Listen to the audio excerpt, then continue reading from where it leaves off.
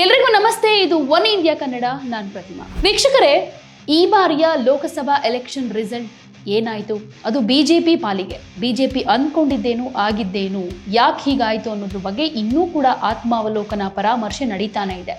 ಯಾಕಂದ್ರೆ ಈ ಚುನಾವಣೆ ಆರಂಭ ಆಗೋದಕ್ಕೂ ಮುಂಚೆನೆ ಪ್ರಧಾನಿ ನರೇಂದ್ರ ಮೋದಿಯವರು 400ರ ಗಡಿ ದಾಟ್ತೀವಿ ಅಂತ ತುಂಬಾ ಆತ್ಮವಿಶ್ವಾಸ ಇಟ್ಕೊಂಡು ಹೇಳಿದ್ರು. ಇದೇ ನಂಬರ್ಗಳನ್ನ ಎಕ್ಸಿಟ್ ಪೋಲ್ಗಳು ಕೂಡ ಕೊಟ್ಟಿದ್ವು. ಆದರೆ ಫಲಿತಾಂಶ ಬೇರೆಯದೇ ಆಗಿತ್ತು. ಬಿಜೆಪಿ ತಾನು ಅಂದುಕೊಂಡದಕ್ಕಿಂತ ಕಮ್ಮಿ ಸ್ಥಾನವನ್ನ ಗೆಲ್ಲೋದಕ್ಕೆ ಕಾರಣ ಏನು ಅಂತ ಹುಡುಕ್ತಾ ಹೋದ್ರೆ 10 ಹಲವು ಅಂಶಗಳು ಸಿಗ್ತಾ ಹೋಗುತ್ತೆ. ಈ ಅಂಶಗಳು ನಿಜಕ್ಕೂ ಬಿಜೆಪಿ ಸೋಲಿನ ಆತ್ಮಾವಲೋಕನಕ್ಕೆ ಹಿಡಿದ ಕೈಗನ್ನಡಿ ಅಂತಾನು ಹೇಳ್ಬೋದು. ಲೋಕಸಭಾ ಚುನಾವಣೆಯಲ್ಲಿನ ಸೋಲಿನ ಬಿಸಿ ಬಿಜೆಪಿಯನ್ನ ಇನ್ನೂ ಕಾಡ್ತಾ ಇದೆ.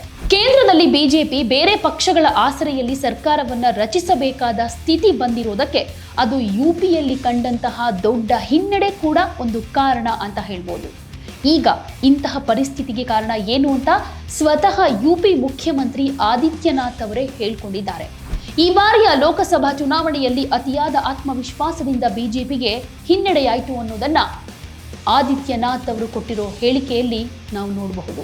2024ರ ಲೋಕಸಭಾ ಚುನಾವಣೆಯಲ್ಲಿ ಉತ್ತರ ಪ್ರದೇಶದಲ್ಲಿ ಬಿಜೆಪಿಯ ಸೋಲು ರಾಜ್ಯದ ಕೆಲವು ಹಿರಿಯ ನಾಯಕರನ್ನ ಪಕ್ಷದ ಭವಿಷ್ಯದ ಬಗ್ಗೆ ಯೋಚನೆ ಮಾಡೋ ಹಾಗೆ ಕೂಡ ಮಾಡಿದೆ.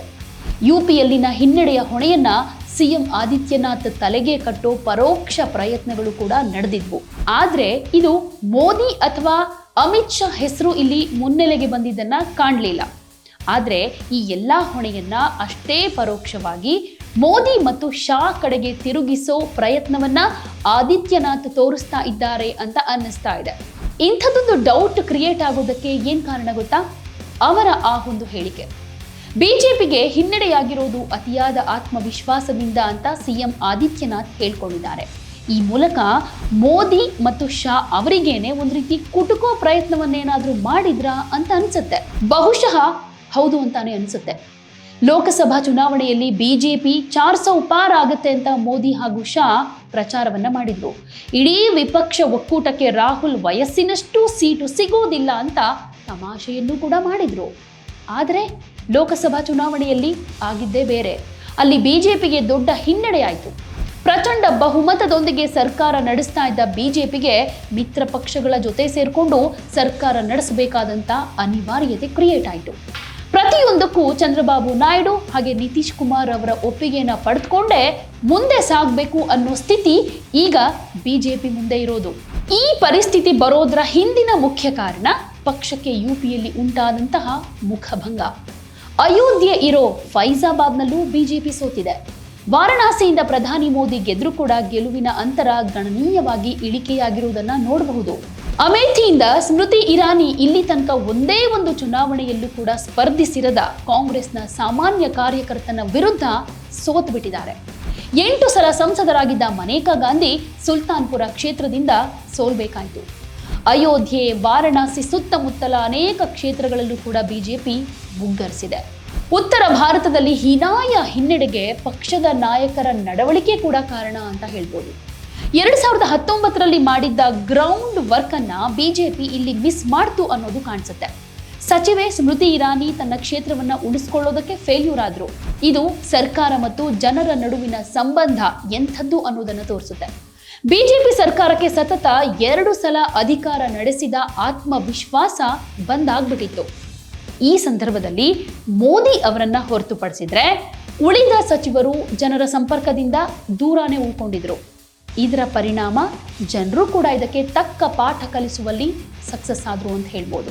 ಯಾರು ಉತ್ತರ ಪ್ರದೇಶವನ್ನ ಗೆಲ್ತಾರೋ ಅವರು ದೇಶ ಆಳ್ತಾರೆ ಅನ್ನೋ ಮಾತನ್ನ ಉಳಿಸಿಕೊಳ್ಳುವಲ್ಲಿ ಬಿಜೆಪಿ ಫೇಲ್ಯೂರ್ ಆಯಿತು. ಲೋಕಸಭಾ ಚುನಾವಣೆಯಲ್ಲಿ ಪಕ್ಷಕ್ಕೆ ತೀವ್ರ ಹಿನ್ನಡೆಯುಂಟಾದ ನಂತರ ಪ್ರಪ್ರಥಮ ಬಾರಿಗೆ ನಡೆದಂತಹ ಉತ್ತರ ಪ್ರದೇಶದ ಬಿಜೆಪಿ ಘಟಕದ ಪ್ರಮುಖ ಸಭೆಯೊಂದರಲ್ಲಿ ಭಾಗಿಯಾಗಿ ಯೋಗಿ ಆದಿತ್ಯನಾಥ್ ಮಾತಾಡಿದರು. ಮೋದಿ ಅವರ ನಾಯಕತ್ವದ ಅಡಿ ಬಿಜೆಪಿ ಉತ್ತರ ಪ್ರದೇಶದಲ್ಲಿ ವಿರೋಧ ಪಕ್ಷಗಳನ್ನ ನಿರಂತರವಾಗಿ ಒತ್ತಡದಲ್ಲಿ ಸಿಕ್ಕಾಕಿಸ್ತಾನೆ ಬಂದಿದೆ. ಅದರ ಪರಿಣಾಮವಾಗಿ 2017 ಹಾಗೆ 2022ರ ವಿಧಾನಸಭಾ ಚುನಾವಣೆ ಹಾಗೆ 2014, 2019ರ ಲೋಕಸಭಾ ಚುನಾವಣೆಯಲ್ಲಿ ಬಿಜೆಪಿ ದೊಡ್ಡ ಯಶಸ್ಸನ್ನು ಗಳಿಸಿತ್ತು. 2024ರ ಲೋಕಸಭಾ ಚುನಾವಣೆಯಲ್ಲೂ ಕೂಡ ಬಿಜೆಪಿ ಈ ಹಿಂದಿನ ಪ್ರಮಾಣದ ಮತಗಳಿಕೆಯನ್ನ ಹಾಗೆ ಉಳಿಸಿಕೊಳ್ಳುವಲ್ಲಿ ಯಶಸ್ವಿ ಆಗಿದ್ರು ಕೂಡ ಮತಗಳ ವರ್ಗಾವಣೆ ಹಾಗೇನೆ ಅತಿಯಾದ ಆತ್ಮವಿಶ್ವಾಸದಿಂದ ಪಕ್ಷದ ನಿರೀಕ್ಷೆಗೆ ಘಾಸಿಯುಂಟಾಗಿದೆ ಅಂತ ಹೇಳ್ಕೊಂಡಿದ್ದಾರೆ. ಹೀಗೆ ಮೋದಿಯನ್ನ ಹೊಗಳಿದ ಹಾಗೇನೂ ಆಗ್ಬೇಕು, ಹಾಗೆ ಒಂದು ರೀತಿ ಕುಟುಕಿದ ಹಾಗೆ ಕೂಡ ಆಗ್ಬೇಕು, ಈ ತರದ ಒಂದು ಹೇಳಿಕೆಯನ್ನು ಕೊಟ್ಟಿದ್ದಾರೆ ಯುಪಿ ಸಿಎಂ ಯೋಗಿ ಆದಿತ್ಯನಾಥ್. ಹೀಗೆ ಮಾತಾಡ್ತಾ ಬಾಣವನ್ನ ಮಾತ್ರ ಮೋದಿ ಕಡೆಗೆ ತಿರುಗಿಸಿರೋ ಹಾಗೆ ಕಾಣಿಸ್ತಾ ಇದೆ. ಬಿಜೆಪಿ ರಾಷ್ಟ್ರೀಯವಾದಿ ದೃಷ್ಟಿಕೋನವನ್ನ ಇಟ್ಕೊಂಡಿದೆ. ಲೋಕಸಭಾ ಚುನಾವಣೆ ಪ್ರಚಾರದ ವೇಳೆ ಬಿಜೆಪಿ ಮೀಸಲಾತಿಯನ್ನ ರದ್ದು ಮಾಡೋದಕ್ಕೆ ಟ್ರೈ ಮಾಡ್ತಾ ಇದೆ ಅಂತ INDIA ಒಕ್ಕೂಟದ ನಾಯಕರು ವಾಗ್ದಾಳಿಯನ್ನ ನಡೆಸಿದ್ರು.